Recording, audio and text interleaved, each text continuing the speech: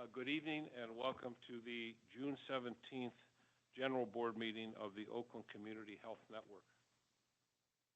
At this time, if you can, please rise for the Pledge of Allegiance. Pledge allegiance to the flag of the United States of America, for which it stands, one nation, under God, indivisible.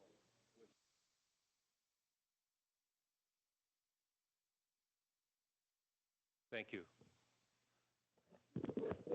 Could we have a roll call of the board members? Mr. Young. Here. Mr. Furman. Present. Dr. Giles gave notice. Pastor Jones. Here. Dr. Guadalupe. Here. Ms. Woodruff. Here. Dr. Hans. Ms. Newman. Here. Ms. Rue. Here. Ms. May. Mr. Smith. Here. Mr. Cowan. Present. You have a quorum. Thank you very much.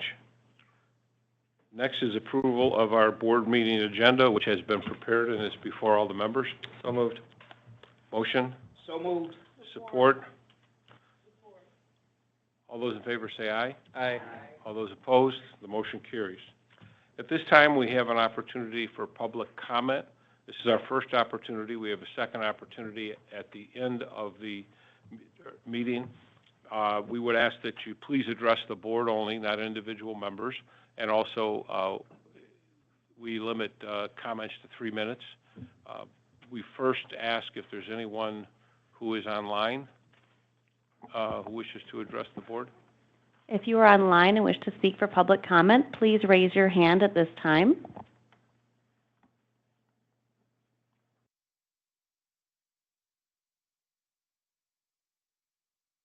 There being no one online, we did have one person who signed in for public comment, and that is Jesse.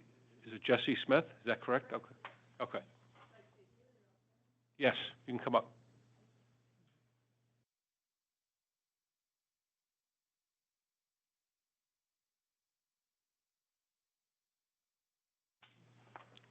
Hello. I'm Jesse. No, why don't? Yeah, just help with this, getting the microphone on. So, yeah, that's all. Thank you. Obviously, yes. I'm a newbie, and I'm not dressed appropriately, and I very much apologize. You're dressed very appropriately for today. Well, for the weather, not for this meeting. Yeah. I apologize. No. So, Faith is one of your waiver recipients, has been since, I think, 2017 we started the process. 2018 we really were able to get staff and get it in. And I got an email today from, I think it was from the ARC of Oakland County, who has been fantastic all 7 years. Also, we've dealt with MORC, which is now like Easter Seals MORC, which you guys are familiar with. But it was about that there's a retroactive pay cut for Faith's caregivers. These are the caregivers who do not get health care, they do not get time off, they do not get health benefits, and they work around our going into the hospital that they don't get paid for. There was no notice on this, and it's retroactive. Obviously, today's the 17th, and it said on this that it's going back to the 1st, so they got no notice of that. These are hardworking people. This is the people that give my daughter meds and keep her safe and out of the hospital with me. This was not well done. This was my concern when I saw things being taken over by Oakland County. You guys don't know my daughter. The ARC and MORC Easter Seals do. They come to my house. They call me. These are people that know Faith. They know when I'm in the hospital.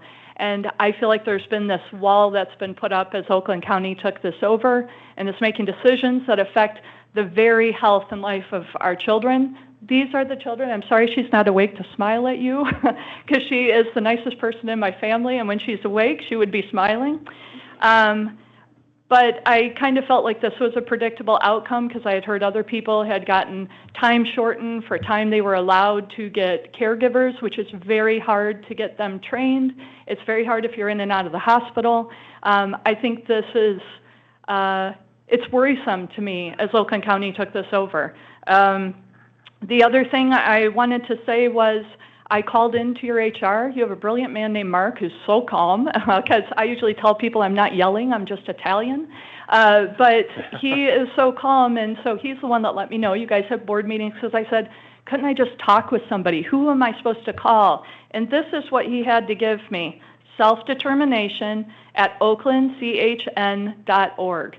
That's not nearly good enough. Where's the name? Where's the number? Where's the person that people like me who this directly affects? I have caregivers who work with Faith that is their sole income, and they're doing me a favor in many ways. And so to then have that taken away in that manner and to have all these time periods shortened, that money is federally mandated to take care of my daughter. Let's keep her out of the hospital. I want you guys to do better, or whoever's making these decisions, because guess what? You guys have my name. You know Faith is on the waiver. I know this because when I called, he was able to look her up. You're not sending us any notifications. You are really playing fast and loose with our kids' lives. And when I say you, I know none of you are personally responsible. Let me do what I did with Mark and go, I know you probably don't know this, but I really feel like you need to meet our children and know that this keeps them out of the hospital. And these type of decisions, though they may seem small to you guys, they're life and death for our kids. So I want to thank you so much for your time. Next time I will come dressed appropriately. I thank you all for your good work. Okay, well, thank you. And I have your, if somebody could get Jesse's name and number, and you will get a call from somebody who can talk to you. I'm very grateful. And have that Thank information. You. Okay? Thank you. If you didn't sign in but you want to address the board, is there anybody else who wishes to address the board here this evening who's present? There being no one, we'll close public comment at the beginning of the meeting, and we will now move on to stories that inspire hope. And Trish Zumbo, who is our COO? No, you didn't get a job change. There's so many acronyms. Is going to introduce our special guest this evening. Absolutely. I'm going to invite you all up here.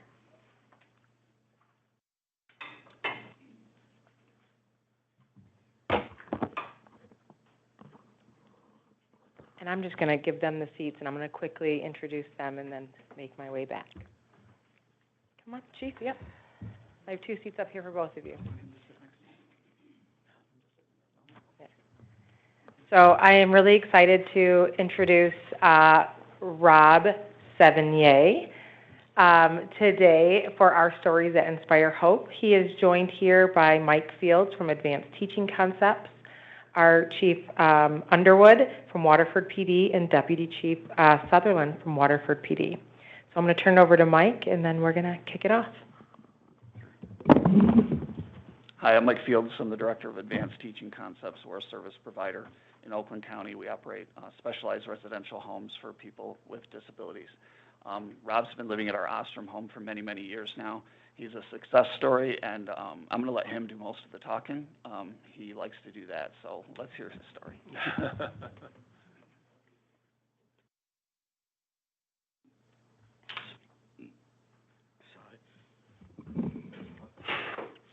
Hi, my name is Robert Maxwell Sevigny. I work at Waterford Police Station. I'm a head custodian, and what I do is the first thing I do is I check the supplies first, like paper products such as toilet paper and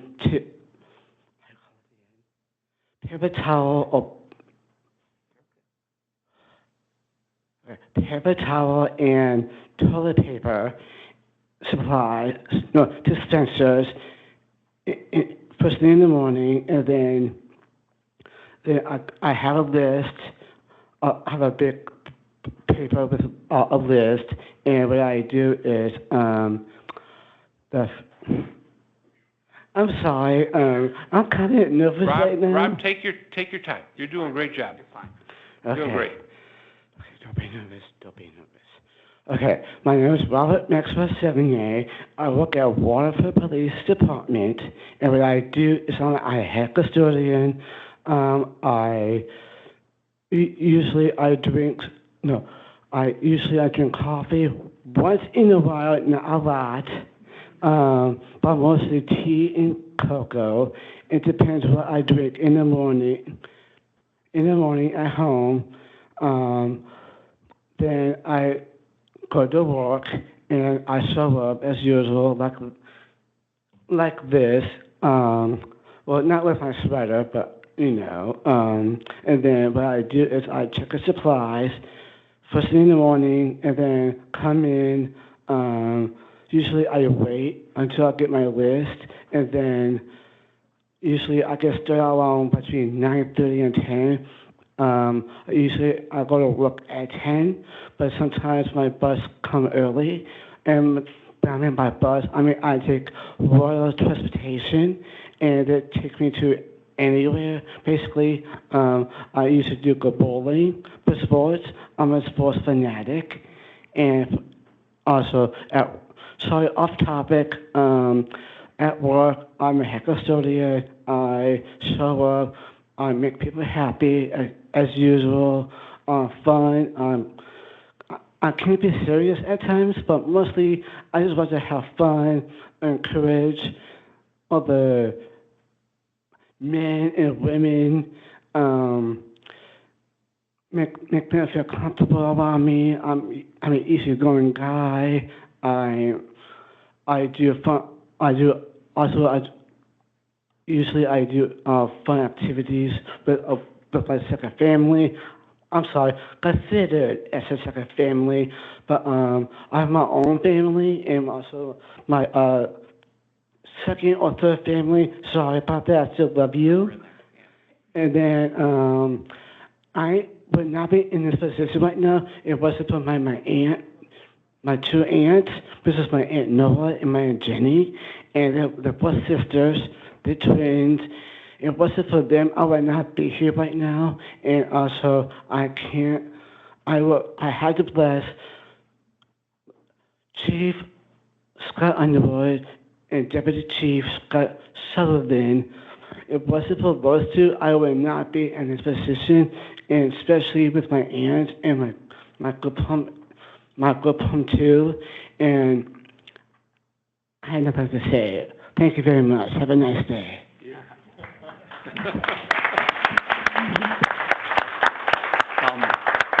I think these guys might want to talk a little bit about what Rob does, but I just wanted to also throw in there that he forgot to mention that last year he was elected the New Horizons Worker of the Year, and he had a big ceremony and stuff, so that was really cool. So.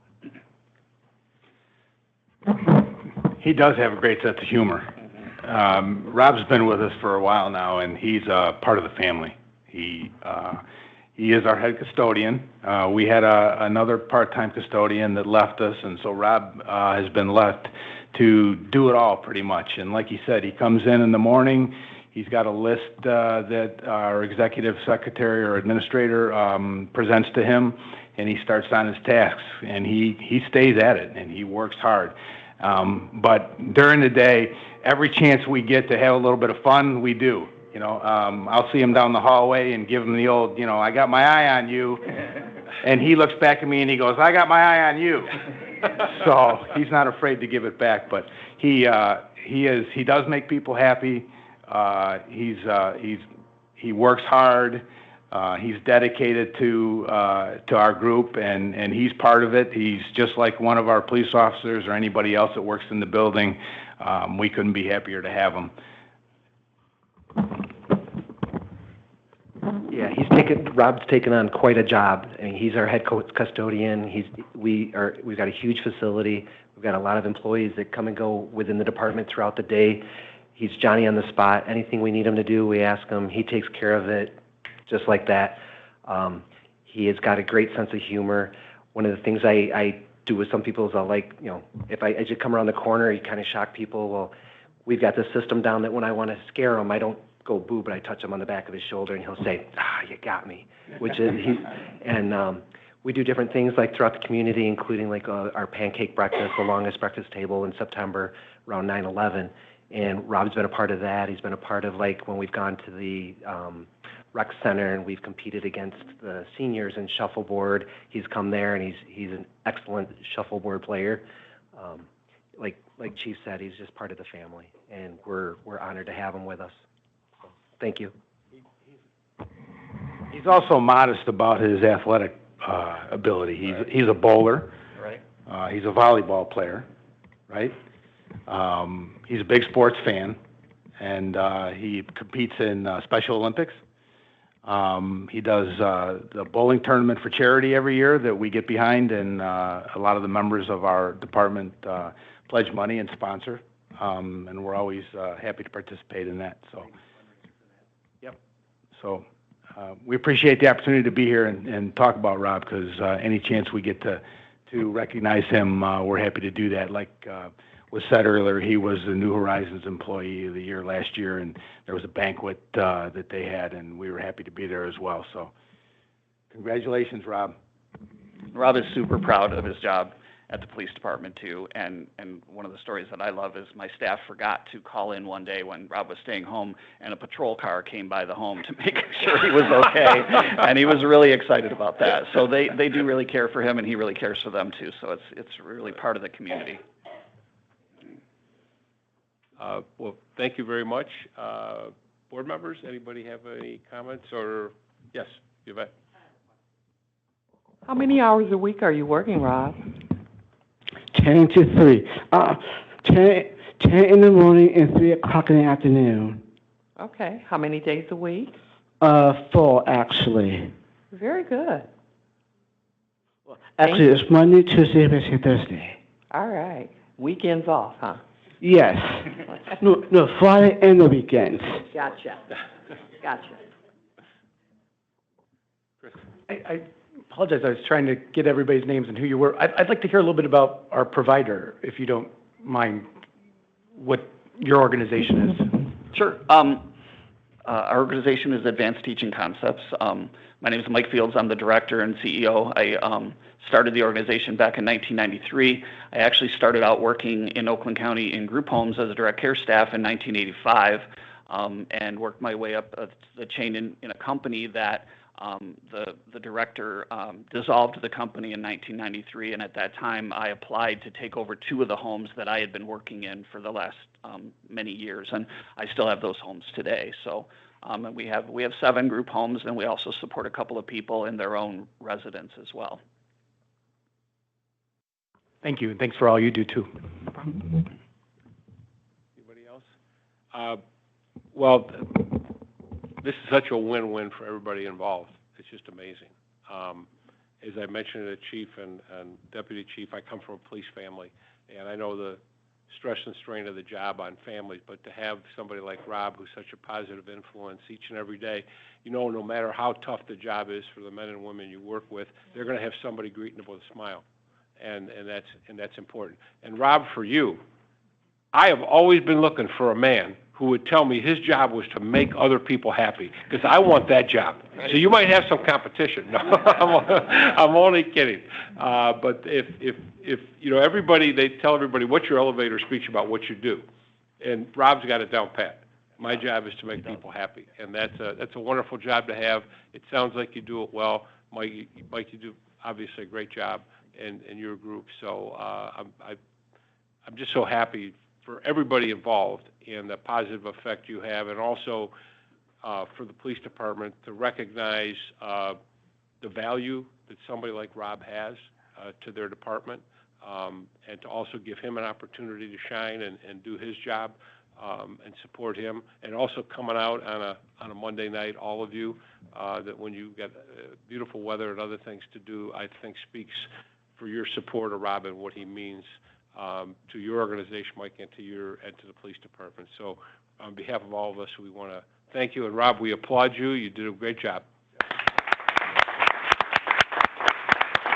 And I'm going to ask the board, along with the chief, everybody here, if we can get together in the center for a picture.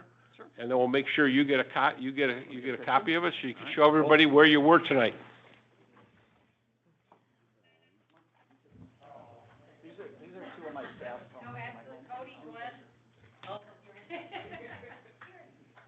Gwen, I wasn't going to let you out that easy.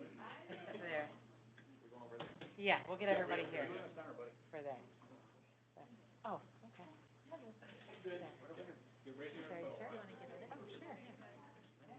I should have brought the camera, but.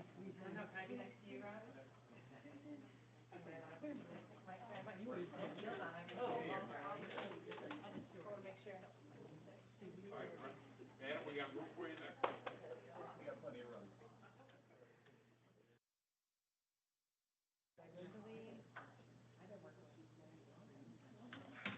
it again, just a little bit. Okay, I think I've got it now. All right. Sorry, just want to make sure I can see everyone. Yep, that's good. 1, 2, 3.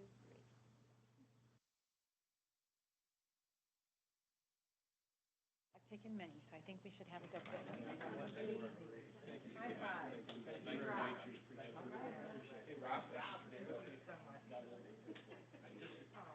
I'm so happy with you. And then I got double. I thought I was only getting one. I was like, I didn't know I was gonna get 2 for the first one. So, yeah. Well, I can always sneak you stuff, so, yeah. Are we coordinator team too? Oh, that's amazing. Good. Thank you guys so much. Okay.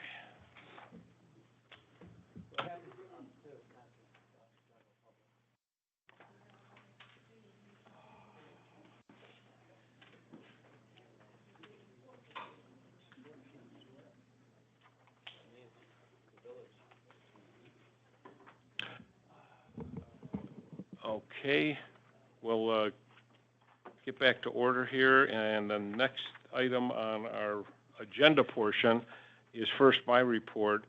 First, I want to bring to the board's attention that there was passed out to everyone a form that we are required to fill out.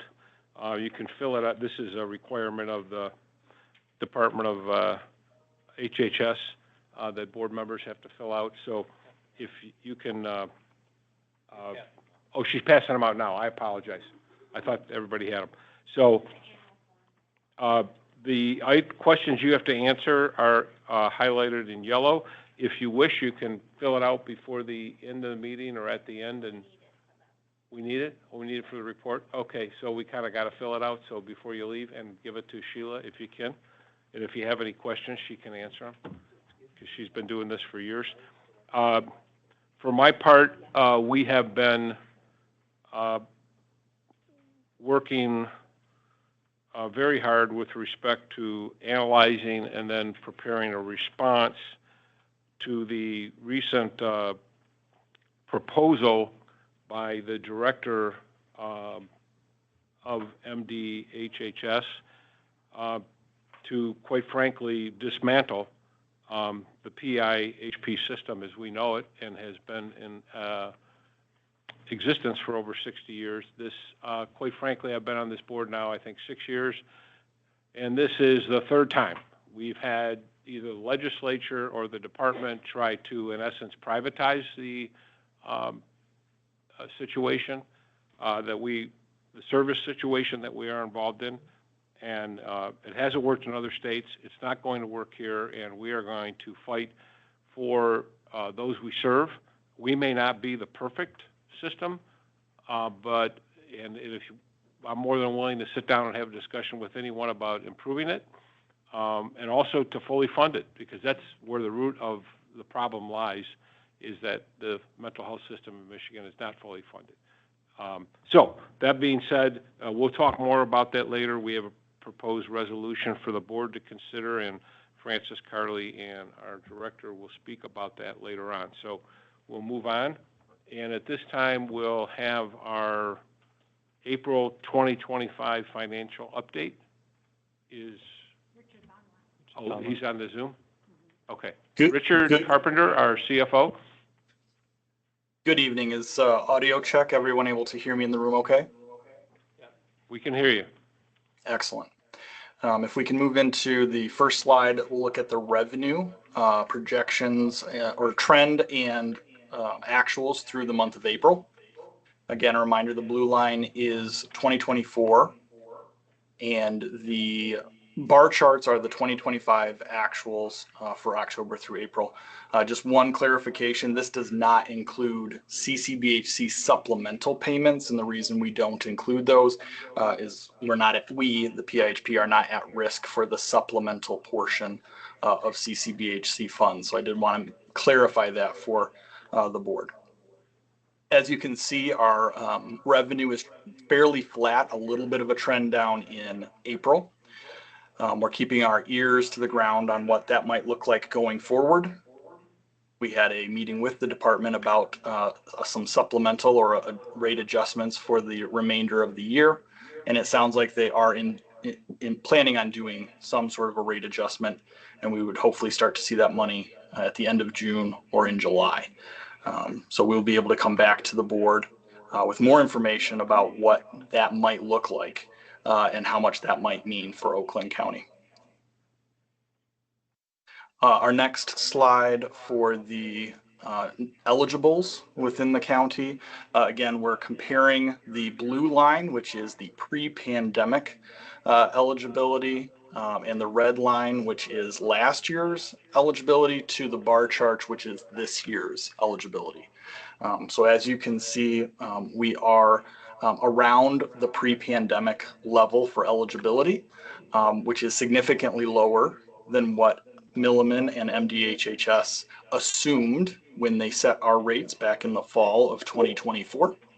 And so at this point, that is the primary reason for the rate adjustment that they are considering. Again, is that there's the money they anticipated to put into the system is not making it into the system. We move forward to the comparative charts for assets over liabilities. Cash and investments are up in April compared to the end of September 24. Just a reminder, we are in the process of finalizing our audit report, and so those prior year comparables may adjust as we finalize that report. But again, we are looking up in a cash investments perspective. We are looking down from receivables, so we have collected on some of those receivables. Our other assets and our capital assets are fairly consistent from last year. Moving on to liabilities, fairly consistent from last year to the end of April, so no specific highlights there. Moving on to the net position, we're seeing that our, again, our total assets and liabilities are slightly down, but our net position is down, and we'll talk about that a little bit more on the final slide. If we move on to the trend in revenues, so revenue, and this would include some of that CCBHC funding that I've talked about, is up about 20 million from last year. So we're projecting to be up from last year. But if we move to the next slide for projected expenses, we also expect that our provider network costs will be up similarly around 20 million compared to the end of last year. So a lot of that has to do with additional changes in funding for some autism services, increased demand in services, and what we're seeing in some of the changes for the direct care worker wages that are being pushed through from the state.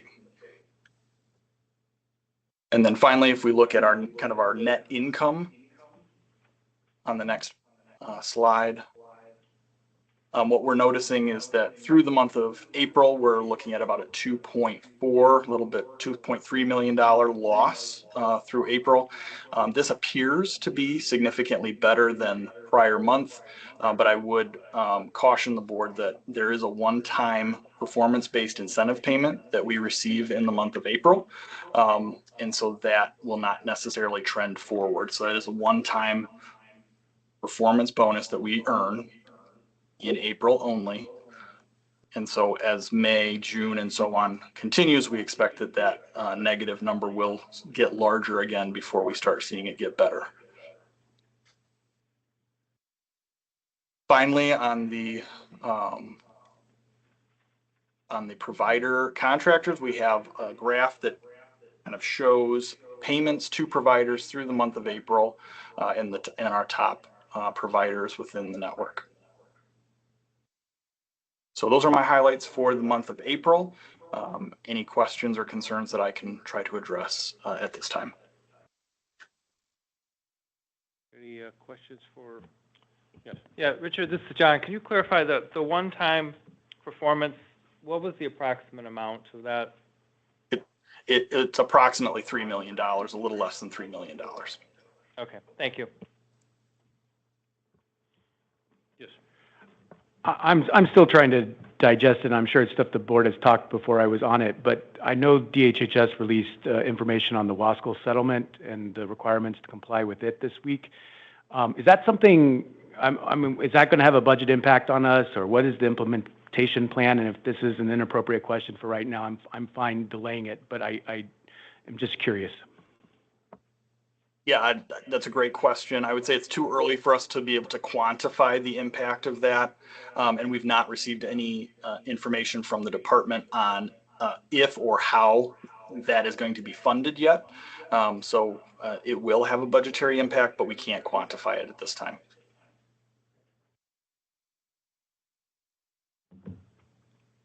Anyone else?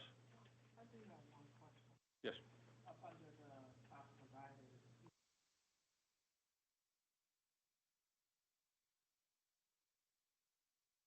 I apologize. If there's someone speaking in the room, I could not hear that question.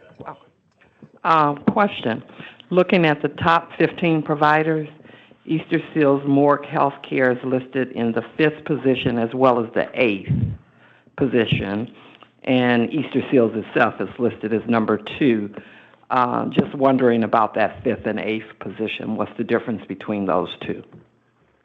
Yeah, great question. So when in our system, when Easter Seals Morgue combined, we did create a new vendor in the system. So for future graphs, we could combine the Easter Seals bar in position 2, the Easter Seals Morgue bar in position 5, and then the Easter Seals bar in position 8. So I think it has to do with the naming convention within our system. Anyone else? Richard, if I could just ask you a question, how are you finding it after being in the saddle for a month or so here? Any thoughts you want to share with us? I would say my first 45 days has been extremely eye-opening from a standpoint of the providers that we're partnering with in the community, and just getting to know the Oakland County area. It is complex, not necessarily in a good or bad way, but just maybe more than I had anticipated. As a general statement, I'm enjoying my time so far, and I'm thankful for the opportunity to serve. Okay, thank you. Anybody else? All right, we'll close you out, and thank you for attending. Thank you. Next item on our agenda is a fee-for-service update. Trish?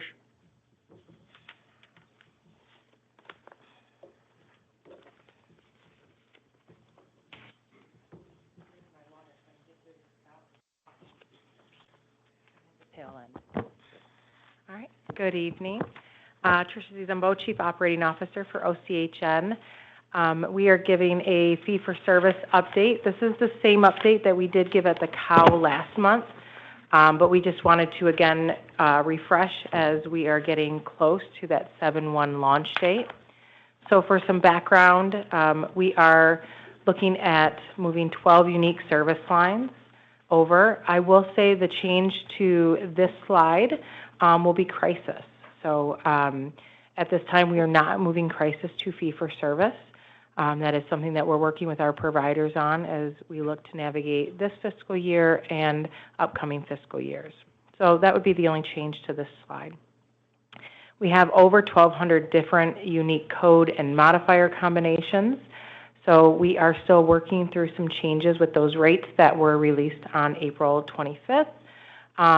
Because when we have that many unique combinations, we know that there's going to be a few errors that we've missed. So we are working internally as our team to correct those and get those out.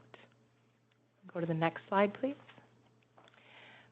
So as a reminder, we are moving to a fee-for-service so that we can standardize rates across all of our providers and really look at that provider equity. We have seen where, provider A is doing the same service as provider B, but they're getting different rates for serving the same population of individuals. So really look at improving that equity across.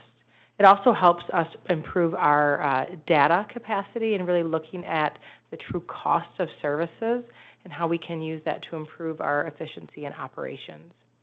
It also helps us to increase the transparency of how the funds are being used for services, as well as we look at the sustainability of our network as well. Next slide, please. So a little bit about the methodology of how we determined rates. So our budget and finance team, and we have a multidisciplinary team internally as well that have worked many months, I believe over a year now, on looking at the service models, how we unbundled that, and how we determined rates. So we looked at EQI data, we compared with our neighboring PIHPs, predominantly Macomb and DWIN, as well as looking at other PIHPs across the state, looking at the Milliman I can never say that word, the Milliman data, as well as considering any factors that would be unique to the OCHN network. We were able to put these rates out. We got feedback from our providers, and we are still working in collaboration with modifying a few of those as well. Next slide, please.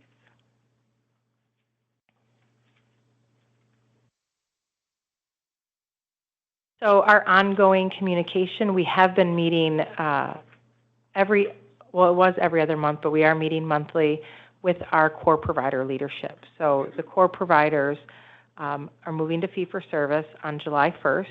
We had other service models that moved to fee-for-service last year. We had some at 10/1. We had some at June 1st as well. So we have been meeting with them every month. This month we will be meeting with them twice. Nasser Doss, our CIO, has been leading 2 meetings biweekly with our providers to look at billing and claims and how we get them set up for that. So he is leading those meetings. Kim Flowers has led clinical meetings so that we had clinical input on what that meant for the rates, as well as we have ongoing individual meetings with our providers. So there are some that are a little bit different. So we mentioned crisis, but also other providers that we have met individually with to really look at those rates and take that into consideration. And then again, that transition for fee-for-service for all providers now, with the exception of crisis, will begin on July 1st. That's going to allow us that July, August, and September to work out any issues that we have prior to fiscal year 26 starting 10/1. And that is our brief update. I can give another one next month as well after we begin that launch and we start to work through any challenges that we have, but we will make sure that we keep the board updated on how that transition is rolling out. Thank you. Does anybody have any questions? Dr. Hunt? I have a couple of questions. The 1,242 codes, those are mental health or mental physical health? No, those are all codes that our providers use to bill for behavioral health services. Okay. My second question is about what is your timeline of kind of having everybody on board? And also, how does the non-ODN providers, how do you incorporate that data into our system? So the timeline to have everybody on board is 7/1, with the exception of crisis. And with non-ODN, I am going to look to my partner here to talk a little bit about that from an IT perspective. Thank you. Nancy, CIO. So in a fee-for-service environment, every service is converted to a claim.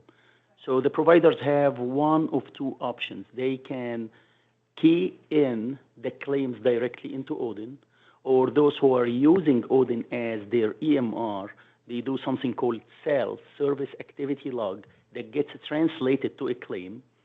That's one set of the provider. The other set, they have their own EMR, so they do what they're supposed to do, and they send, the technical name is 837. That's the technical name of the file, the claims file they sent to ODN, and ODN goes through the adjudication process, which is the validation process for the claims in order to get paid. Does that answer the question? Because that was an issue a long-standing issue with some of our providers because they were non-ordin, and somehow, it wasn't it couldn't be implemented. I mean, we have been talking about it for many, many years as to how make it uniform, the coding system, and integrate the whole network. That's what we are doing. So now we have bridged that gap. Yeah, Thank you. because we know that technical issues may take time. We started really early, meeting with them on a weekly basis at 2 different levels in order to, we are providing trainings, we are talking about technical issues, how we can set up the provider records and the codes and the rates, all sorts of things like that. We are testing right now, actually. So for any service rendered July 1st going on, it will be on a fee-for-service, and the system will be ready to accept these claims and pay it. Thank you. I have a question on the unique codes, the 1242. And when I got this, I was wondering, do you anticipate expanding that number or decreasing that number in relation to the number of services that we're giving? And the only reason I'm asking that in relation to simplicity, okay? So as a matter of fact, we do not make this code modifier combination other than in a very unique situations. We may have something called in-house created modifier. The modifier is like a flag to give some characteristic to a certain service. But in general, there is something called HCPC code chart and staff qualification published by MDHHS, and they update that periodically, and this is what we are following. Okay, so with that, that number could fluctuate? Absolutely. Okay. Absolutely. Yeah, They may come up with something else. They may decide they need to track certain characteristic of a certain service, like the qualification of the staff providing the service, so they may add a modifier or so. They do that every now and then, yes.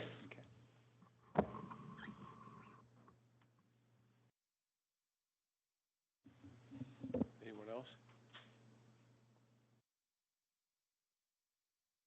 I know we've asked in the past year a number of transitions. I know there's always difficulty getting through the transitions, but I think when you posted on the screen the reasons why we're doing this is it's our job as this board to be the stewards of the public's money that come to us for distribution. And I've always believed, and I think it's been an unwritten policy, we try to get as much as we can to those in need, but we also have common sense restrictions. And the need is greater, and this is part of the problem we have with the system, the way it's set up now, is post-COVID, we have more requests for assistance and more people in the system, particularly on the mental health side, and we don't have the corresponding funding. So one of the things we are trying to employ is best practices, and as we learn from transportation, the expenses or the charges were all over the map, and you can't have that in any organization. You have to have standard rates. I mean, hospitals have standard rates. Anywhere you go, standard rates, although sports teams have dynamic pricing, which I don't like, but that's a discussion for another day. Thank God we don't have dynamic pricing, because that would be terrible. But the point is, I believe we're doing the right thing. I know there will be some people there'll be some organizations that, have a net gain, some will have possibly some kind of small loss in revenue, and we're gonna have to work to try and see how we can bridge that gap, and also with the families that are affected. So at the end of the day, it is always tough to do, but this has gone on for a long time with these rates, inconsistent throughout the system for everything. It's just not in one area, and you have to have some standardization. And So I applaud you. I know all the people involved. It's tough slogging and working with the providers and others. So, but I thank you for your efforts, and we look forward to an update. I'd like to see, in the future, what kind of things you're hearing back that people like and don't like. For one thing, I remember in transportation, there was absolute, when this was announced, it was like Armageddon was coming to the transportation system. And it didn't happen because you planned right for it, you made the right things happen, got everybody on board, had everybody understand, and I don't hear myself, and I think through the to us systems, it's kind of, at the beginning we had a few glitches, but it's stabilized, and I think we're going to have somewhat the same type of situation occur here. So at least I'm hoping. Absolutely, I hope. And I will say the work goes to every director and every chief that's in this room has dedicated so much time to this transition for more than a year. So really impressed with their work ethic and our staff level who have contributed to this. And, it is our goal to continue to collaborate with our providers to ensure network adequacy and that we have stabilized rates. Mr. Chairman, you raised a great statement in relation to the services and what we have to provide. And one of the things, even when I listened to the financial report and what we were gaining before COVID and then after COVID. And what I'm seeing is there's a different service requirement after COVID. Different things that we did not anticipate. And whether it's in transportation, the idea of mental health services has just gone through the roof. Requirements, so let me do it that way. Requirements for mental health services, the stress levels, dealing with senior issues even more than we did before. And that's what, when I was talking about that number, and the qualifications, because I think that we are going to see, and we are seeing, a shift in relation to certain requirements, which altogether then tells about how much does that service cost and what. So it is going to be a difficult thing to manage. I recognize that, and it's something that I hope that we can keep, notice of, and then see how do we meet that need? How do we meet that need? Because that's the thing that's happening within the families, within their needs, and whether it's autism or whatever that's going on. A lot of new things are coming even more to light since COVID that's requiring more services, more attention, and more solutions. So, and I know that's costly. Yeah. Thank you. All right. Anyone else? John? Yeah, I think it would be good to come back in July. I'm going to be curious to kind of paraphrase Pastor Jones. I mean, people have autism and anxiety, or there are so many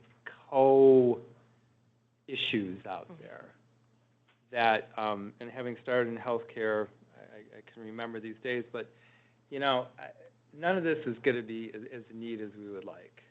So I think we're going to have to kind of go month to month, because I know from my own experience, man, I got a 57-page report from Easter Seals Mork today by DocuSign, figuring out for Joe.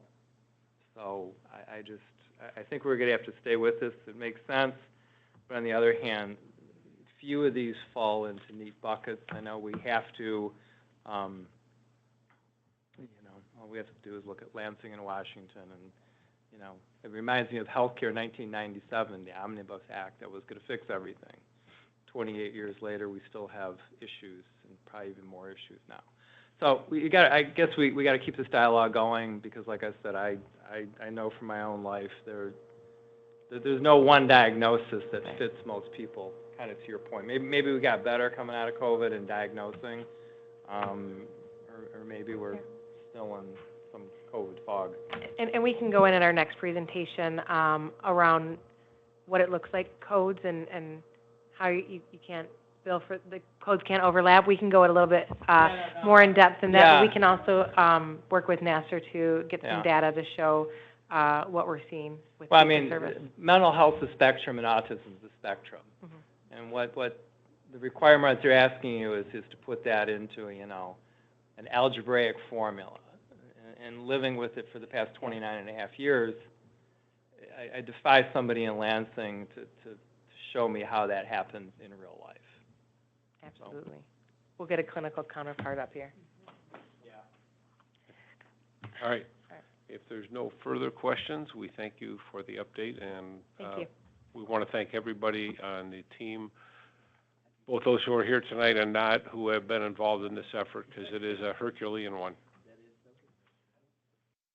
All right, next on the agenda is board approval items. First is a consent agenda, which is not debatable, and it includes our board meeting minutes, recipient rights committee, committee of the whole, citizens advisory committee, and our board study session minutes. Do I have a motion? Move for approval. Support. Moved and supported. All those in favor say aye. Aye. Aye. All those opposed, the motion carries. Is there any other business that any member wishes to bring before the board this evening? Mr. Cowan? Yes. Sorry, this is Sheila before. Can we receive and file the financials for April? It's not on here, so it's probably an error on mine, but because we normally put it under receive and file. Okay. I was just wondering. All right. Do we need a motion on that, or just? Receive and file is Okay. fine. Then we will receive and file the April financials that were presented to us and included in our packet without a motion. Thank you. There being no other business. I had a question. Oh, I'm sorry. Oh, I apologize. You did raise your hand. Yes. It's okay. And I don't know if this falls under board member comments or now, but just as a follow-up from the summer CMHA conference that several of us were at, there was discussion in the Metro Region meeting about PAC funds from board members and really wanting a strong push to remind members that are wanting to support. So I know we haven't had that discussion in a while, but they were, the goal was, I think, $500 from each board. I mean, each board member obviously can provide, but I just wanted to bring that up, that definitely, I mean, with a lot of things that are going on in government and with everything right now, this is an important time for those that want to donate. There was a question on how much each metro region had provided, and we didn't have that answer. So I think someone might be reaching out to our board to find out about that, but just a reminder to members. I will ask Sheila, can you send to each board member information regarding where we can send a donation online, or if I can share that if you want to send. Additionally, years prior, we have also collected it and sent it all at once. Okay. So either or, whatever the board member prefers. Yeah. Okay. But if you can send that out to everybody, then they'll have it, and we'll try to push that. Okay. Mm-hmm. Yes. Given the current status of things in Lansing, it's very important that we attempt to make contributions. I'll leave that up to each member, but that's what funds the public affairs advocates that we have in Lansing. Yes. Traditionally, we would give one stipend as a donation. I don't know what we're allowed to give or not give for or is the organization? No, what she's referring to is that's what typically was given by each provider, equivalent to one stipend. Okay. Okay. All right. All right. Okay. We'll move on then to board reports, and first we have Recipient Rights Advisory Committee, Dr. Sarah Guadalupe. Yes. Just pulling out my notes. Give me 1 second. So our last meeting was on June 5th, during which time we discussed nominating a member for the appeals committee because there was a opening. We continued to go over pages 9 through 13 of your rights handbook, and we reviewed the rights semi-annual report, just general rights updates. There was a new specialist that will be starting this week, new support specialist, and then Vicki gave a nice overview of the changes, the state looking to bid out for PIHP, so that everyone was understanding of that. Reviewed the site visit report, and then issues that one of the members wanted me to bring forth to the board was concern about their current provider. So they were receiving CLS and respite services through a particular provider. That provider was no longer willing to work with OCHN. They were forced to move to a different provider, which resulted in their caregiver receiving a $4 per hour pay cut. So they were very concerned about that in terms of just continually potentially losing providers, and really sees it as a direct relation to their self-directed care. So I think we're hearing of situations like this more often. I'm hoping, this is kind of going outside my report, but hoping that we can maybe take a look at how often this is happening, because if there is, it's concerning to know that there's these big pay cuts with the providers. So that was it. We don't have a meeting in July, but we'll resume in August. Thank you. Thank you very much. And then with our Citizens Advisory Committee, Christina Root. Our past CAC meeting was held virtually on May 21st. We received a provider credentialing update and a communications update. And then we were also informed of the many trainings that OCHN provides in person and that are available on our website. Our next meeting is tomorrow at 9:30 a.m. Thank you. Thank you very much. Mr. Cowan, we did have yes. other business that you skipped over. I don't know if you want to go back to that. It was just the event. No, we did the. Yeah, so it's Oh, just was the other events. business? I'm sorry. No, it's just the events that's just in the packet. So I just want to remind board members your events for the month is in your packet that we normally go over the cow. So it's just, but it is included in the board presentation packet, so. Okay, thank you.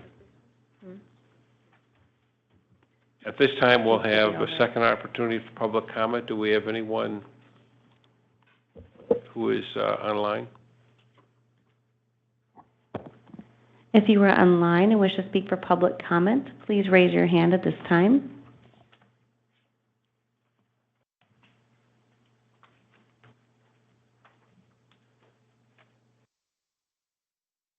Is there anyone present who wishes to address the board? There being no one, we'll close the second opportunity for public comment. At this time, I want to hand it over to our CEO, Dana Lazenby, for her report. Good evening again, everyone, and thank you. I want to start off by recognizing three events or significant celebrations this month. The first is Pride Month, where we honor the rich history and culture of contributions of the LGBTQ plus community. At OCHN, we like to celebrate individuals living their authentic selves. The second acknowledgement and observance is Men's Health Month, and it's a national observance that brings attention to health issues affecting men and boys, especially often overlooked area of mental health. So that is two that are first and foremost, but the other one is Juneteenth. And this was later in my report, but I thought it was significant enough to bring it forward. On June 19th, Juneteenth is an important federal holiday that commemorates the end of slavery in the United States. And OCHN recognizes it as such. And we also have our committees that work together to ensure there's equality and justice. And then I'm happy to thank some of our team members here often bring up issues and things of where we see that there may be some lack of consideration or equality in how we do some of our events and things of that nature. And so I'm happy to say that I'm happy we have a group of people that work here that are not fearful to bring attention to some of the things that we need to improve upon as well. So I just wanted to bring that up and then really significantly talk about Juneteenth. And on Thursday, the 19th, we all will be out of the office because it is an official holiday. The other things I wanted to bring to your attention, and there are a lot of things in my report, but I really wanted to highlight some of our advocacy and collaboration efforts. As we know, the threat to the PHPs or the public system, which I would say in terms of privatization, we see a lot of attempts or a lot of movement in terms of system reform for the behavioral health and healthcare system at the state level. So we thought it was very important that we educate everybody about what a PHP is and what it means to our system if we are rebid or we no longer exist. So it's very important that we talk about that, educate people, and in doing that, really working on various levels. The first level being, of course, with the state and trying to understand some of the changes and why they're taking place and what the real goal is. And honestly, some of that is confusing at times. Secondly, working with the county exec and the Board of Commissioners, which has been very beneficial in terms of working together to send letter to the governor and to the state talking about the concerns as it relates to the rebidding of the PHP. And then also working with the Community Mental Health Association of Michigan, really working as a group to determine what is the best thing for people served. And really, the people served have spoken and said that they don't want privatization. And so we continue with those efforts as well.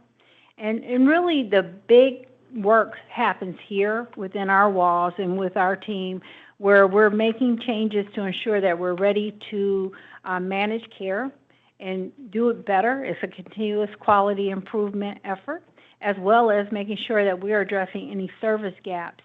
We actually just received a report from the state about capacity and making sure that we are meeting the mark in terms of having services available at the rate and ratio in which we should have it based on our population here in Oakland County. So we have areas of improvement that we want to make sure that we're up and ready for any challenge that comes our way, even in terms of looking at staffing and making sure our staff has the right service supports and training to do all the critical factors and all the critical pieces that are included in managed care. One of the other things I wanted to highlight has to do with we often are called upon to speak to the community in various settings and various meetings and presentations, like we saw earlier with the law enforcement community. We also have worked with Oakland County Schools and the superintendent on a lot of the behavioral health threat assessment. But really, more importantly, we recently did I was participating in a panel called Protect Michigan Care. And part of this panel it represents over 200 organizations that are really looking at the threats associated with Medicaid cuts. So we know at a federal level, we really don't know where we're going to land with the cuts. But even at a state level, really looking at the impact it'll have on our citizens in Michigan, but also in Oakland County. So part of this panel really talked about from a behavioral health aspect, from a physical health aspect, but really from a social impact that it will have on the community when we see the Medicaid cuts that are being proposed. And so part of this panel was our own Dave Coulter, the county exec, as well as the Office of Health, the Health Department representation, but more importantly, were people served. And they talked about having Medicaid and what a difference it made in their lives. And not just the Medicaid in terms of the funding in the healthcare portion, but all of the social aspects of their lives. And so it was really a powerful presentation and representation of how Medicaid cuts are really going to impact people in this community. And one of the things that stood out most were the people that we work with that are now peer navigators and peer recovery coaches, but also one of our CEOs was very transparent and talked about losing his job and having to apply for Medicaid to ensure that his children had health care. So again, it's not just one segment of our population or one segment of service that we're trying to advocate for, such as behavioral health. We're talking about health care. We're talking about housing, food security, training and education. Medicaid cuts are going to have a negative impact on all of those things.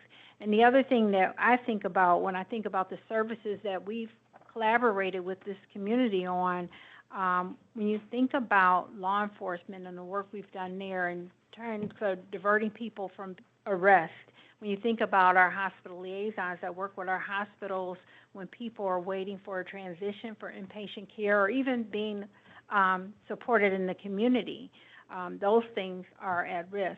The other thing that I would say is the number of programs that we do just to educate and to work with this community. I mean, we had events every day in this building that is open. Every single day during the week we have events here, and those programs are at risk. So a lot of things people don't take lightly. Well, they take lightly until they truly impact them.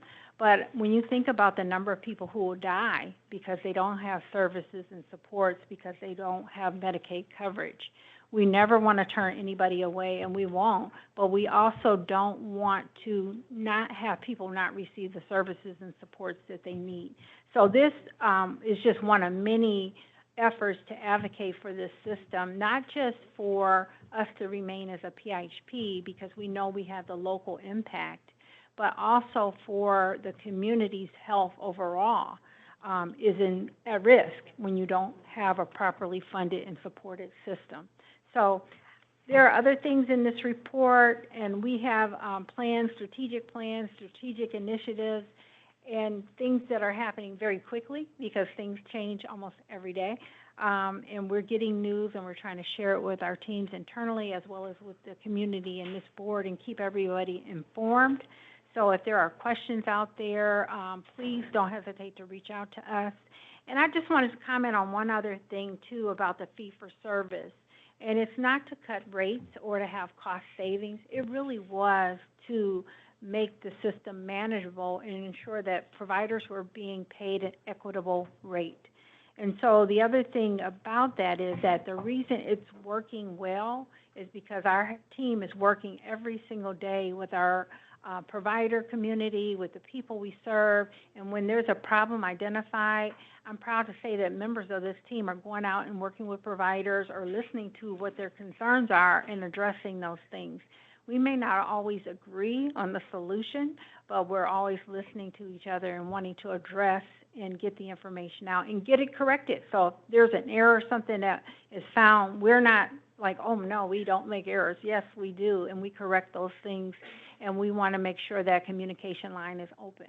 So I'll end with that, and happy to answer any questions. And again, one more other thing, I always look at my report and find something else, but the community baby shower that was in Pontiac on June 3rd, I just want to thank our staff, our team internally for the work that they do. And then Pastor Jones, of course, your organization and the church making sure there's a space to support individuals in Pontiac in need and individuals in communities. It was amazing to see the families there that received the support, not just things, right, but the support to from the community being connected to services. But the things are nice too when you have a new baby. So, but also knowing about infant mental health, how to prevent infant death and things of that nature is really important as well. So I'll stop there. Thank you. Thank you for your update. And I know from your report you had a busy month with a lot of advocacy and other informational programs and conferences that you were at. Does anybody have any questions for Dana this evening? Yes, Doctor? Yeah. Just a quick question. We had received public comment from an anonymous person about concern over reorganization and staffing. I see in your report there is a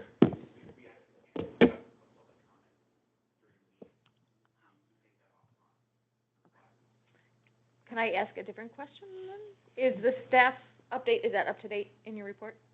The staff update in terms of my monthly report? Yep, there's 2 people listed in the Yes, staff update. yes. Okay. We had 2 new hires. One is Dr. Lisa Walker. I was going to thank you for reminding me. Welcome, Dr. Lisa Walker. She is Director of Direct Clinical Services, and she is working really focused on our CMHSP arm of our contract and business to make sure that we have direct services that address any gaps in those services. We know that we have our urgent care and our walk-in clinic in Pontiac, as well as extending our assessment center here, but we're also looking at other opportunities where we can provide those direct services. The other second person is Sherry Russo. She's Director of Clinical Quality and Utilization Strategy. In order to be a truly competitive insurance industry standard managed care company, we have to make sure that our processes align. So we wanted to have that additional expertise to support and provide any coverage and gaps that we may have as we, really improve some things, but also make sure that we're ready when this RFP, if this RFP comes out. So there are some changes internally as well, so please join me in congratulating Sheila Barrett, who is now our Director of Administrative Operations, and as well as, where is she? Marquita Macy is our Chief Deputy of Quality, as well as, where's Francis? Francis Carley is our Deputy Director of Strategic Initiatives and Legislative Affairs. So we've made those changes, and just keep in mind too, we did not replace our Chief of Staff position and other positions. We wanted to make sure we fill positions where we had gaps. Oh, you're very welcome. Yes, Chris. I'm curious if you have any comments on the self-determination transition. It's challenging. I will say that self-determination, I think some of our providers have it right. They really are doing it, and some of our providers need technical assistance and guidance. One of the things that we did for the self-direction program overall is we brought in those contracts for the fiscal management services or the fiscal intermediaries. So we contract directly with them. Some of the challenges have been credentialing. Some of the challenges have been standardizing the rates. That was a part of it as well. And then there are some things that we're discovering that really, are people receiving the information they should receive? Do they know that they have a budget for their service? Have they consented? Do they even know they're in a self-arranged or self-determined arrangement? So we're finding a lot of things. We're addressing a lot of things. I think it's an ongoing process right now. I would love to have it all standardized and say it's ready to go, but it's not.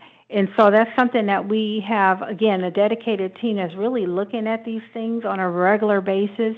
And when we identify a barrier or even a challenge, we're jumping on it as soon as possible. So you may see one department that's focused on it, but really it's the makeup of our P&T team, our provider network team, our finance and budget team, our team, all of the teams that are represented here. And even when we look at our data and our reporting, our clinical team and how it should be done. And then Bernard Hooper and June, where is June? June is back there. June White is Director of Managed Care Operations. And they're both really focused in on transportation and self-determination. Those areas will grow, but for now, because those are really big lifts in terms of what we're trying to do with those programs, those are the primary focuses under managed care operations. Okay. Is it possible for us the board to hear from persons served in the mental health community that have self-directed budgets? I would love that. And I think that is an assumption that many of us make. I know I did for a long time, that people with intellectual and developmental disabilities had self-direction. And really it's for anyone who wants to manage their own budget and make choices about their care and their services. So maybe if you could help us identify somebody, we could have somebody come, or I'm sure we know people that can speak up about it. I think we could all benefit from a training or some kind of presentation about self-determination and the fiscals. And I think that's something That might be a good topic for a study session if we had somebody come in and explain how the process works. I think that would be helpful for us because it is a big part of what we do. And we've learned a lot. I'm not saying, some of us have been through it, the process and annually. So, but still, I think for everybody, that would be a good idea. I agree. Okay. Anyone else have questions for Dana? All right, we'll move on to our next item, which is the PHI, HP system resolution. So just for the board to set the table on this, since this proposal was made and recently, we have been in regular contact with CHMA or CMHA, our advocacy statewide group, and Bob Sharon and Alan Bolter. We've had meetings with them as they have analyzed the proposal that's put forth. I think it's safe to say the conclusion is that this is not a proposal we can support, and we'll talk more about that. I don't know, did everybody get yet some of the points that Bob Sharon and Alan Bolter sent some points and analysis? Did everybody get that yet? I'm not sure they. Okay, well, we'll follow up. We'll follow up. We're going to reference some of the points that they brought up, but there are some very serious shortcomings that will affect the care that is given, and we'll talk about that tonight. But we think it's important, in talking with Dana and John and others on the board, and as we've had these discussions with the statewide folks, and I have talked to some other chairpersons of other similarly situated networks in the state, we need to get this resolution, if passed, we need to get it to the county. We are going to go with Dana, a couple of us are going to go to the health subcommittee of the county, I think it's July 8th, to inform them of what is happening. This is not just an issue for us, it's an issue for Oakland County and the leadership of Oakland County to know that the dollars that we receive and the control of those dollars is going to be dramatically changed if this proposal sees the light of day. I think there's practical issues involved. There's serious legal issues that have not yet been fully analyzed, whether the director can do something like this, because it really dismantles the system that we have. And I also question, this is being done under the guise of reform. Who's asking for the reform? The only one I hear asking for the reform is the people who want the dollars. We don't care about the dollars. We can only spend what we get. We care about the people. So I'm going to let Francis give a little synopsis here and talk about the resolution so we have an understanding of what is being imposed upon us. And I'm going to say it now because obviously I'm very passionate about this. But we were given no notice about this.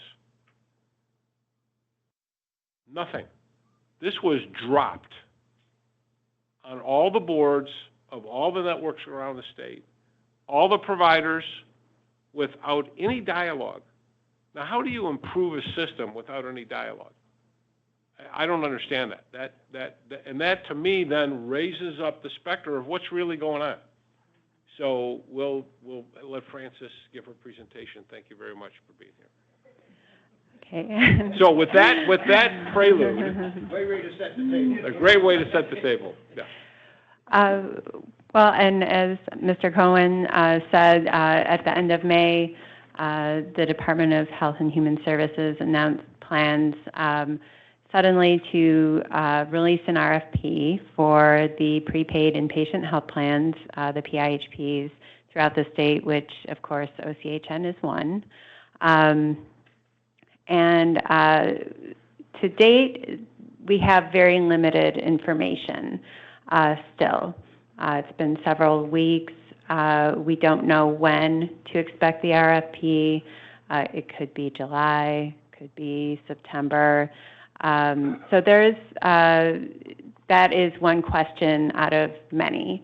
So at this point, we really have more questions than answers. And some of the main concerns through these initial analyses and initial conversations with our local stakeholders and just knowing our past history with privatization, it's one of those things, this again, really. So some of the concerns, the main concerns are the stability of services, and especially in the face of these potential federal Medicaid, very steep Medicaid cuts. And so this is something that is really a serious threat from the federal government, and it will, regardless, impact services through the medical and behavioral health side of Medicaid delivery.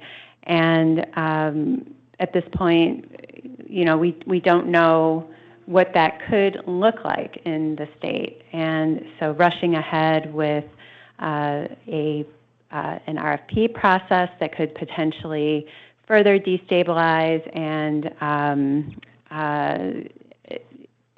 interrupt treatment and services for individuals receiving services, that is something that we oppose, and we're trying to fight against that. Second, it opens the door to privatization, and the way that the current language for the presentation that the department has released, which again is very limited information, it states very clearly that only nonprofit organizations would be eligible to apply for this RFP. So that is, there are several Medicaid health plans, of course, that are considered nonprofits. Originally, the original language with this notification specified that the nonprofit organization would have to have a 501c3 tax-exempt charitable status. And they've since rolled that back. However, there is a caveat to the current language expressing, the intent that the definition is TBD, essentially, and so it's currently unknown. OCHN, we are looking at what that means. We're a public agency, technically not for profit, but will we fall within that definition of, which is still yet unknown from the state for this privatization effort. Additionally, something of considerable concern is the provision that would merge all of the public behavioral health services that are in Oakland County with combining all of the services, one PIHP, over Oakland County, Wayne, and Macomb. So currently, Oakland County, we, as the PIHP, reinvest in so many different services. We have so many strong and significant partnerships, whether that is with public health or the sheriff's office. We have all of these different and different community programs like Greater Pontiac Coalition. We have all of these programs that have been in place that are tailored to Oakland County's needs, and as a public agency, we reinvest.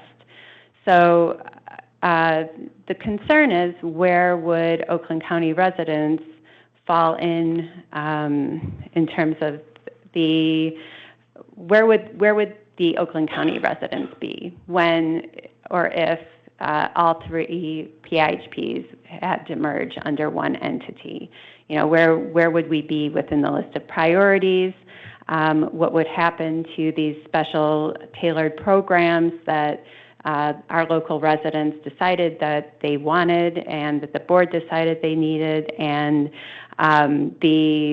also the oversight of the services, the board of directors, all of that is really very much up in the air. So we're kind of at a place where we're seeing some of the breadcrumbs, essentially, of what this new proposal would look like, but we don't know really the full kind of chessboard, essentially, that we're even on. So it's a matter of trying to understand and get out ahead of this as much as possible. And, we have, there is growing opposition throughout the state. People understand what this means, privatization, potentially merging the PIHPs, and the loss of local control, the loss of local reinvestment. They're seeing that in other areas of the state, what that means for services, for people served, and so there is some growing opposition with this resolution. OCHN's board would be joining the Michigan Association of Counties, which released a letter to the governor, Macomb County and their board of commissioners and executive, Oakland County, of course, our county executive and Chair Woodward also signed a letter urging stabilization in the system, and recently Osceola County, their Board of Commissioners, voiced opposition and adopted a resolution. So tonight, the Oakland Community Health Network Board is considering this resolution to strengthen advocacy and defend the system, and we have as part of the board packet, the resolution is presented.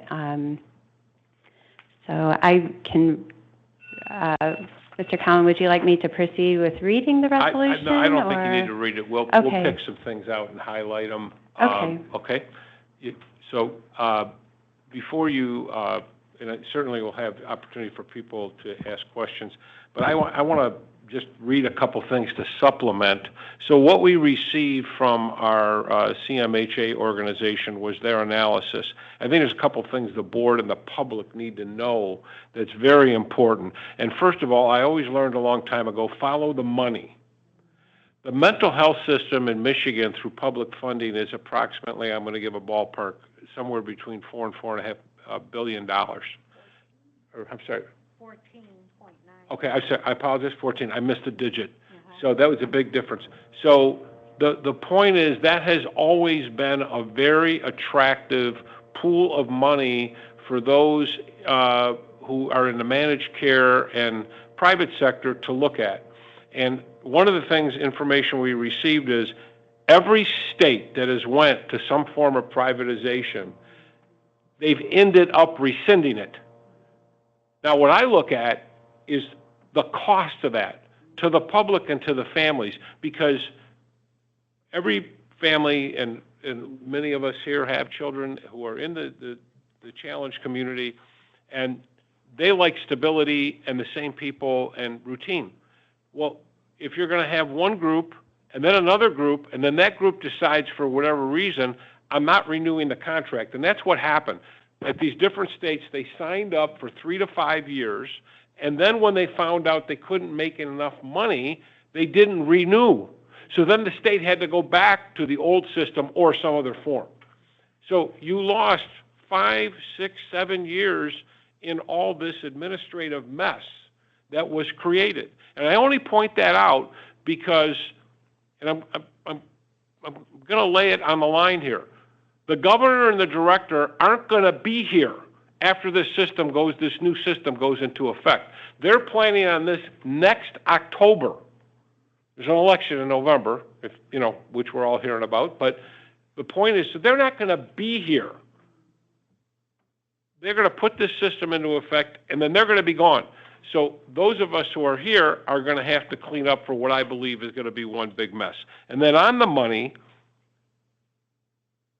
with privatization or even managed care, that overhead, as we have been received information from CMHA, is roughly somewhere 12 to 15%. Our overhead, which we're very careful about here, meticulous about, is about 5 to 6%. That means 94% of the money we get is going to services, is going to families and individuals who need those services. So there's a 10% gap. That's about $500 million. So to give you an idea, our budget is $500 million. So what would happen if you had a system and all of a sudden you said, oh, this county doesn't have any services done? Somebody is going to have to pay for the overhead of different non-public entities coming out and managing all of this. Third thing, protection of the public. We are all accountable. We are appointed by the County Board of Commissioners.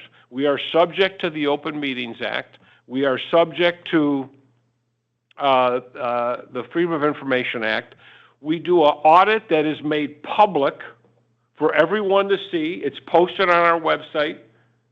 We have a lot of public accountability. We haven't seen anything in the RFP. Where is that accountability for these private companies that are going to come in and do this? What happens to recipient rights? What happens when someone has a problem? Tonight, Jesse came up and talked to us. And you have recourse if you feel at the end of the day, I'm not advocating that, but you have recourse under our system.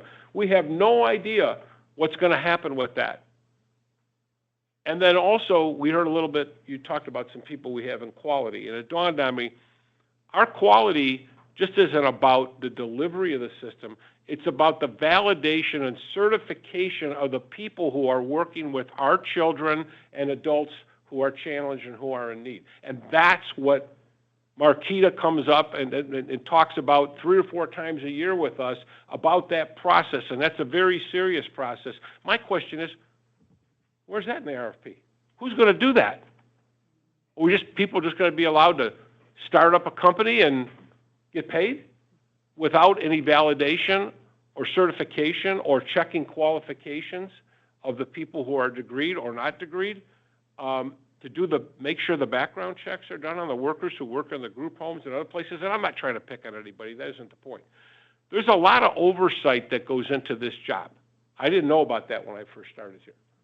And that's important because we're not only in providing services, but they're services for life.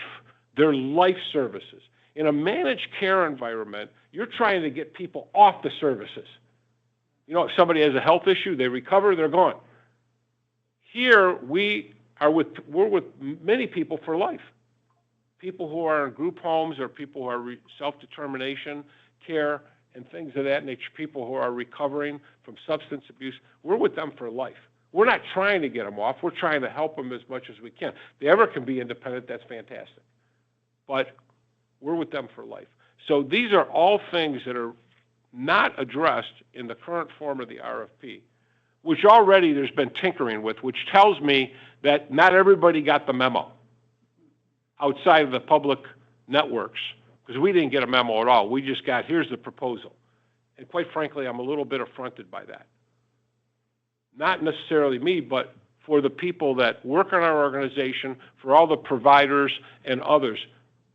You just don't drop something like this on people and say, and not even what you think. We haven't been asked for our opinion yet, have we? Okay. So that's just a few things that you could drive a Mack truck through some of the holes in this proposal that I'm very concerned about. But I do want to say this. And I think everyone on this board is willing to dialogue with the state and others to come up with improvements, but the problem is the funding of the system. I've been here 6 years now. I didn't want to believe that at first, but that is absolutely the case. And it's not about the money for us. We're not going to get a raise or an increase or anything like that, or even for all the employees and people who work for us. It's the money going for the services that are needed. So I'm going to stop, and I'll throw it out to anybody who has questions, comments, thoughts for Carly. And I want to applaud Dana. She's been right in the middle of this, leading the charge, and working not only with people in the county, but people across the state. So thank you. So anybody want to comment, questions? Yes. Just a quick comment. At the conference, one of the keynote speakers, I had to look on here for what it stood for, but he was from the National Association of County Behavioral Health and Developmental Disability Directors, suggested for advocacy to actually write a handwritten letter and mail it to your representatives and officials, that, I mean, to me, that sounded old school, because I thought we always email, but he did say that sometimes that is more impactful. So just wanted to share that for those that are sending correspondence out, which I think is important. Chris? And thanks for your passion. And I've read this resolution several times today because I think it is heavy. And I will preface what I'm saying because I will support it. I will say when the press release was issued on May 23rd, there was 3 organizations included in that press release that Department of Human Services allowed to be in their press release. And one of those organizations is the Michigan Care Council. And I look at their membership, it's Easter Seals Mork, Common Ground, CNS Healthcare, 3 of our top 5 biggest providers we just saw in our financial report. Another organization was Michigan Behavioral Health Services. One of their members is Judson Center, who was just here at our board meeting last month, and we're very supportive of their work. And the other organization that was quoted was the Michigan Association of Substance Addiction Providers, which is Sacred Heart, which we just talked about so positively in our last study session. So I do support this resolution, but I do somewhat uncomfortably, knowing DHHS doesn't just allow people into their press releases unless there is communication. And I think we need to immediately get in conversation with our providers because we all have a bigger battle to fight here with the feds. And these are providers that are providing services on the ground. You can debate whether or not they're true nonprofits or not, but they are nonprofits in structure. And I just hope that we immediately invite them into the room and they're part of the discussion too. Thank you. One of the beautiful things about age is you've experienced a number of things. And,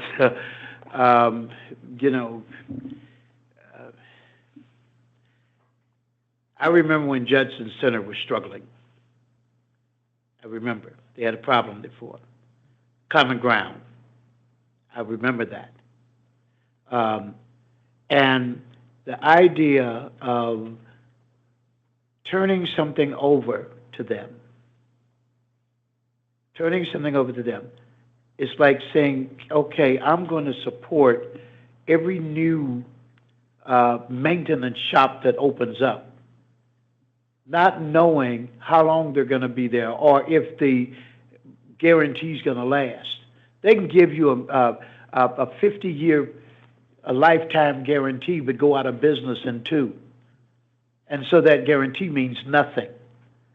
And so I think it's very, very important, as we look at this proposal, I am certainly in agreement with what you put together, okay? And I really do, and I read it 2 or 3 times.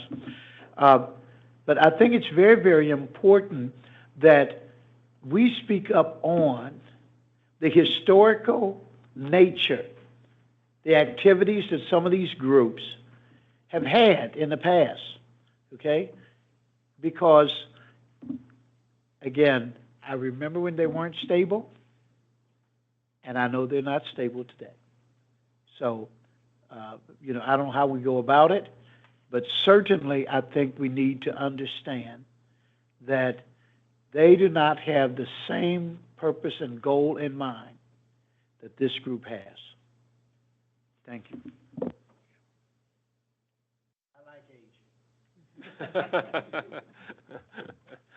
Yes. Is there anyone else who wishes to address the issue? We find ourselves a little bit here at another tipping point. I remember when we had the legislation a couple years ago in lame duck and had to battle that. And I think the pastors hit it on the head. Our mission and our goal is a public goal. It's not a private goal. It's to serve the public and to serve it to the best of the ability and within the money that is entrusted to us.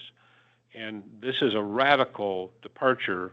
And again, I question the legality because this was a system set up by the legislature, And I'm not quite sure an administrative person has the ability to make that kind of sweeping change without having the legislature weigh in. And we've already heard from a number of legislators on both sides of the aisle. It's bipartisan concern about this very significant change and not having any kind of input. And I think the thing that also concerns me is that I think, is it unclear of whether we can offer a bid? So here we are, an established organization who's been in business for a long time, already do the work, and it is unclear whether we would be able to make a bid to keep the things that we're doing.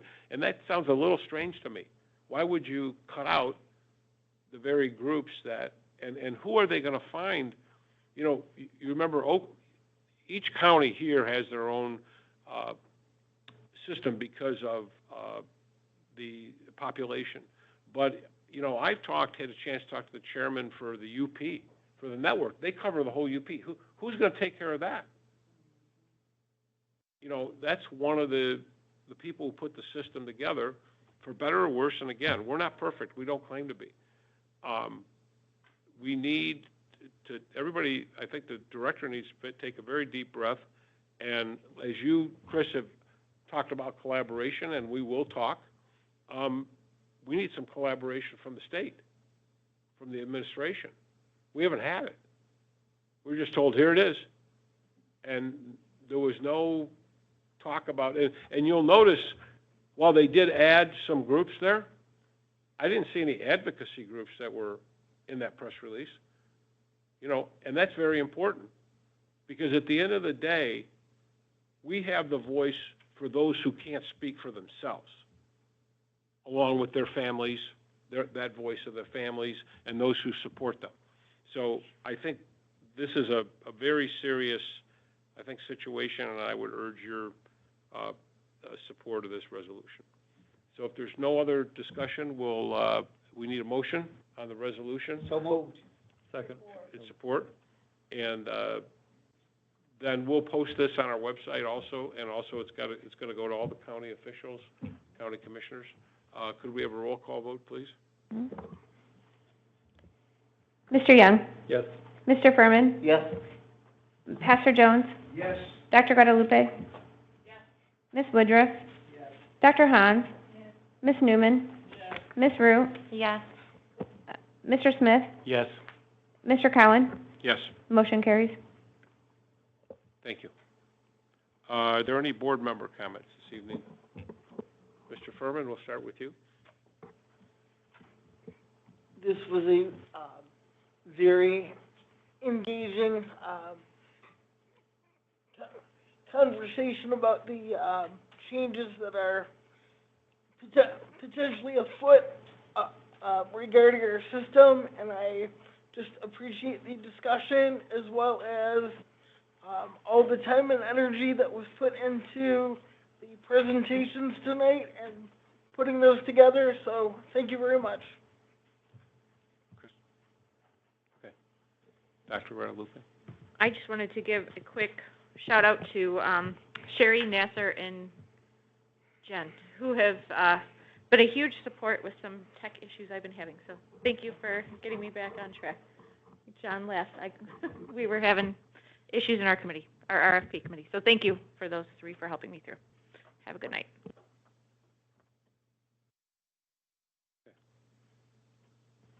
I just want to thank the staff for all of the work that went into our presentations. I also want to commend the call to solidarity. It was an excellent program this morning, very, very well attended and very engaging.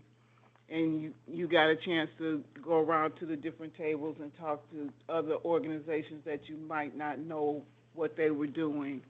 So I was really happy about the turnout and the tone of the event. It was really positive, and I appreciate so much being a part of it. Thank you. Dr. Hans? just want to say thank you for the presentations tonight, and thank you for allowing us to attend the Community Mental Health Association conferences that are held throughout the year. I finally made it to one after a couple of years of not attending, and it was really great, really informative, and it was nice to be there with my fellow board members. Thank you.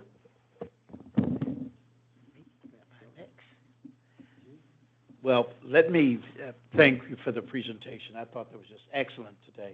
Excellent.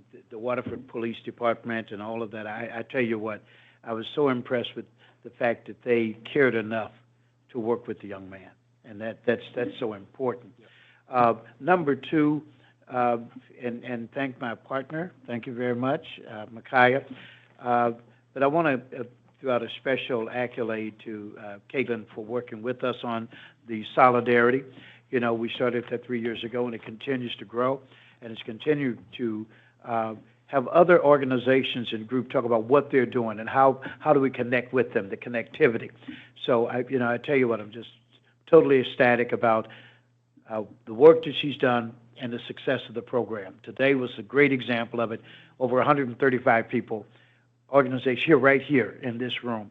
So I want to say thank you. And then secondly, to thank Suzanne for the baby shower. It's already been mentioned, but I tell you what, that was reach out into the community.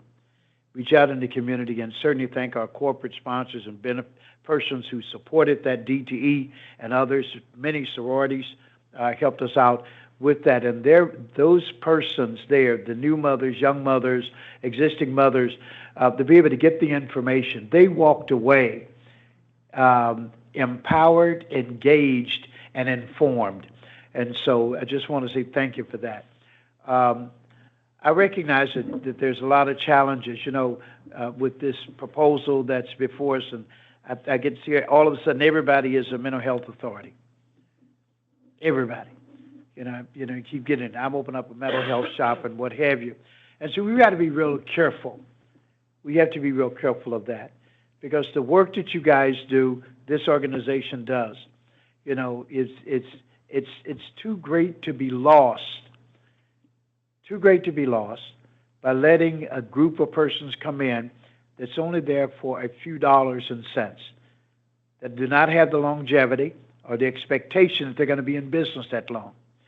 So, we have to advocate for it, and those who are here and listening and all of that, we have to stand up and speak up and say, hey, guess what?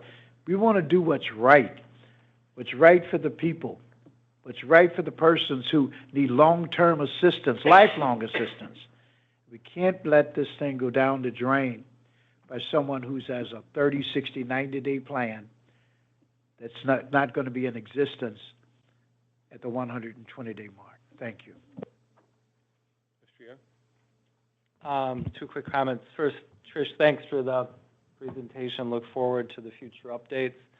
And also just kind of a comment, there's been many more with the, public safety, police at all levels. And I think back over the years, the improvements in understanding where with autism and Downs, 20 years ago, that would have been conflict.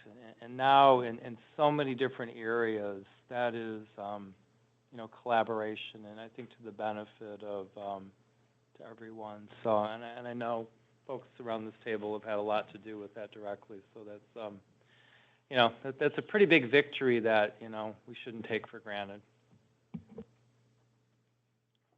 I just want to thank the board for its support of the resolution that was passed, and we'll continue to keep the full board advised on developments as they occur.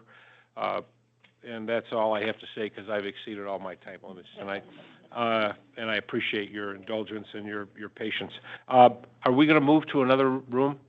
Okay, so we are entitled under state law to have a closed session. This has to do with our CEO's annual review, and part of that is we do a periodic personnel evaluation, and that can be done in a closed session, which has been requested. So I need a motion under Public Act 15.268, Section 8A, to consider and hold a periodic personnel evaluation in a closed session. So moved. Support. Motion and support. Is there any discussion? We need a roll call vote on a Mr. Young? Yes. Mr. Furman? Yes. Pastor Jones? Yes. Dr. Guadalupe?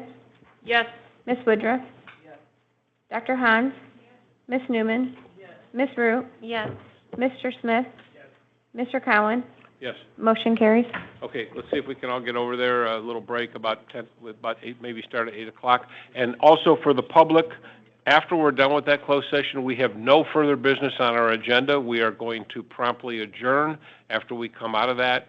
So I just wanted to let you know, and we're not coming back to this room. We'll adjourn the meeting in the, is it the Huron room or one of the other rooms? Thank you.